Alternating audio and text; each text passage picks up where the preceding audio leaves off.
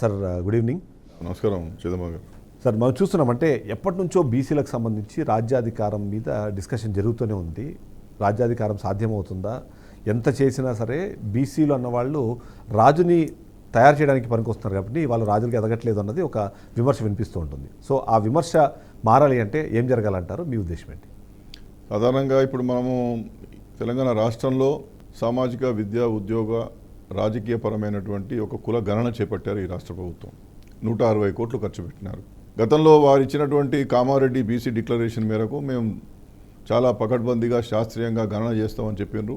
గణనకు శ్రీకారం చుట్టారు, గణనను పూర్తి చేశారు, బిల్స్ను రూపొందించారు, చట్టసభలో పెట్టారు, ఏకగ్రీవంగా ఆమోదింపజేశారు, గవర్నర్ గారికి పంపించారు, గవర్నర్ గారు ఆమోదించారు. ఇవాళ రాష్ట్రపతి గారి దగ్గరికి బిల్లులు వెళ్ళాయి. ఇదంతా బాగుంది. వాళ్ళు చెప్పుకుంటున్నారు ఏంటంటే మేము దేశానికి రోల్ మోడల్, మేము ఆల్రెడీ గణన పూర్తి చేసేసినాం, 42% రిజర్వేషన్లు అమలు చేయడానికి కావాల్సినటువంటి కసరత్తు అంతా పూర్తయింది. రాష్ట్రపతి గారు కనుక ఆమోదిస్తే కేంద్ర ప్రభుత్వం దాన్ని ఉభయ పార్లమెంటు సభలో పెట్టి ఆమోదింపజేసి 9వ షెడ్యూల్లో పెట్టండి అనేటువంటి మాట మాట్లాడుతూ ఉన్నారు. ఇక్కడి వరకు అంతా బాగానే ఉంది. అసలు బిల్లులు పెట్టేటటువంటి క్రమం కావచ్చు, గణన చేసినటువంటి విధానం కావచ్చు, ఆయా కమిషన్ల నుండి తీసుకున్నటువంటి నివేదికలు కావచ్చు, వాళ్ళు అవలంబించినటువంటి పద్ధతులు కావచ్చు, ముందు దీని మీద మనం చర్చ చేయాలి. ఎందుకంటే వాళ్ళు రోల్ మోడల్ అని చెప్పుకుంటున్నారు. దేనికి రోల్ మోడల్ అనేది గౌరవనీయులు శ్రీ రాహుల్ గాంధీ గారు, మాననీయ ముఖ్యమంత్రి శ్రీ రేవంత్ రెడ్డి గారు చెప్పాల్సినటువంటి అవసరం ఉందని చెప్పి మనం చేస్తూ ఉన్నాం. ఈ విషయాల మీద మనం చర్చ చేయకపోతే ఏమవుతుందంటే రాష్ట్ర ప్రభుత్వం బిల్లులు కేంద్రానికో రాష్ట్రపతి గారికో పంపించినారు, అది అక్కడ ఆ బాల్ రాష్ట్రపతి గారి కోర్టులోనో లేకపోతే కేంద్రం పరిధిలోనో ఉన్నది అనేటువంటిది రాష్ట్ర ప్రజలు అనుకుంటున్నారు. మీరు పంపించినటువంటి విధానాలు సవ్యంగా ఉన్నాయా, సక్రమంగా ఉన్నాయా, న్యాయపరంగా అవి నిలబడగలుగుతాయా, 42% సంబంధించినటువంటి గణాంకాలను పూర్తి స్థాయిలో మీరు తయారు చేసినారా, ఈ వివరణ వల్ల రాష్ట్ర ప్రభుత్వం నుండి మనకు రావాల్సినటువంటి అవసరం ఉంది. అది లేదు అని చెప్పి నేను ఖరాఖండిగా చెప్పదలుస్తాను. ఇవాళ బిల్లులు పెట్టినటువంటి సందర్భంలో చూస్తే స్థానిక సంస్థల్లో ఎంత శాతం రిజర్వేషన్లు ఇవ్వాలనేటువంటి దానికి సుప్రీంకోర్టు ఇచ్చినటువంటి జడ్జిమెంట్ ప్రకారం ఇక్కడ మేము హైకోర్టును ఆశ్రయించినప్పుడు డెడికేటెడ్ కమిషన్ ఫర్ లోకల్ బాడీస్లో బీసీ రిజర్వేషన్లు ఫిక్స్ చేయడానికి ఒక retired IAS officer Bhusani Venkateswararao గారిని ఒక కమిషన్, ఏకసభ్య కమిషన్ వేసారు.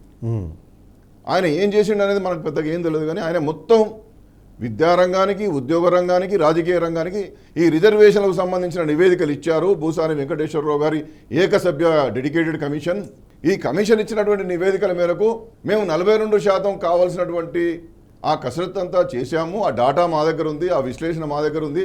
అందుకోసమే మేము అసెంబ్లీలో బిల్లులు పెట్టాము, మండలిలో బిల్లులు పెట్టాము, ఆ బిల్లులు ఆమోదింపబడ్డాయని వీళ్ళు చెప్తా ఉన్నారు. నేను అడిగేది ఏంటంటే అసలు ఈ డెడికేటెడ్ కమిషన్కి విద్యా ఉద్యోగ రంగాల్లో రిజర్వేషన్లు ఇచ్చేటటువంటి అధికారము న్యాయబద్ధంగా ఉందా అని నా సూటి ప్రశ్న. దానికి రాష్ట్ర ప్రభుత్వం దగ్గర సమాధానం లేదు. ఇవాళ ఎగ్జిస్టింగ్లో ఒక శాశ్వతమైనటువంటి బీసీ కమిషన్ ఉన్న తర్వాత విద్యా ఉద్యోగ రంగాలకు సంబంధించి బీసీ కమిషన్ నివేదిక ఇవ్వాలి, కానీ రాజకీయ రంగాలకు స్థానిక సంస్థల రిజర్వేషన్లకు పరిమితమైనటువంటి డెడికేటెడ్ కమిషన్ చేత మీరు ఏ విధంగా నివేదికలు తీసుకుంటారు? ఇంత ఆదరాబాదరంగా, ఇంత గందరగోళంగా మీరు ఈ చర్యలు చేపట్టడానికి గల కారణం ఏంటి? ఇవాళ 9వ షెడ్యూల్లో పెట్టమని మేము కోరినామని చెప్పి మంత్రులు, ముఖ్యమంత్రి గారు, పెద్దలంతా చెప్తారు. అసలు 9వ షెడ్యూల్లో పెట్టమని వీళ్ళు కోరలేదండి. ఇది మరొక misleading of the entire the society, entire the nation. కానీ దీనిలోకి వెళ్లే ముందు ఫస్ట్ రేవంత్ రెడ్డి కానివ్వండి, రాహుల్ గాంధీ, కాంగ్రెస్ పార్టీ చెప్తున్న ఫస్ట్ పాయింట్ అంటే స్టెప్ మేము కనీసం ఇదైనా వేసాము. గత ప్రభుత్వాలన్నీ బీసీలకు సంబంధించిన డిస్కషన్ చేస్తూ వచ్చారు. వాళ్లను ఏది అందరం ఎక్కిస్తామనో ఇంకో కారణం చూపిస్తానో రాజకీయంగా వాడుకున్నారు తప్ప వాళ్ళకి ఈ మాత్రం ప్రయత్నం కూడా జరగలేదు. గతంలో ఒక్క రోజులో మేము మొత్తం సమగ్ర సర్వే చేసామన్నారు, కానీ బట్ దాని రిపోర్ట్ కూడా ఎక్కడ బయటపెట్టని పరిస్థితుల్లో గత బీఆర్ఎస్ ప్రభుత్వం ఉండింది. మేము కనీసం ఈ డేటాను తీసుకొని వచ్చి వాళ్ళు ఏదో ఒక ప్రయత్నం చేస్తామన్నారు. అంటే అటువైపుగా అయినా వాళ్ళని మనం ఇప్పుడు అప్రిషియేట్ చేసే అవసరం లేదంటారా? ఇప్పుడు నేనేమంటున్నానంటే సార్, మీరు నిర్ణయం తీసుకున్న నాడు నేను బీసీ కమిషన్ చైర్మన్గా ఉండి గౌరవ ముఖ్యమంత్రి శ్రీ రేవంత్ రెడ్డి గారిని శాసనసభలో కలిసి వారిని అభినందించినటువంటి సందర్భం. మొత్తం యావత్ బీసీ సమాజం అంతా కూడా ఈ ప్రభుత్వం తీసుకున్నటువంటి నిర్ణయానికి హర్షాదిరేకాలు వ్యక్తం చేశారు, ఇన్క్లూడింగ్ నాతో సహా. కాబట్టి మేము ముఖ్యమంత్రి గారినో ప్రభుత్వాన్ని తప్పుదోవ పట్టించే ప్రయత్నం చేయడం లేదు.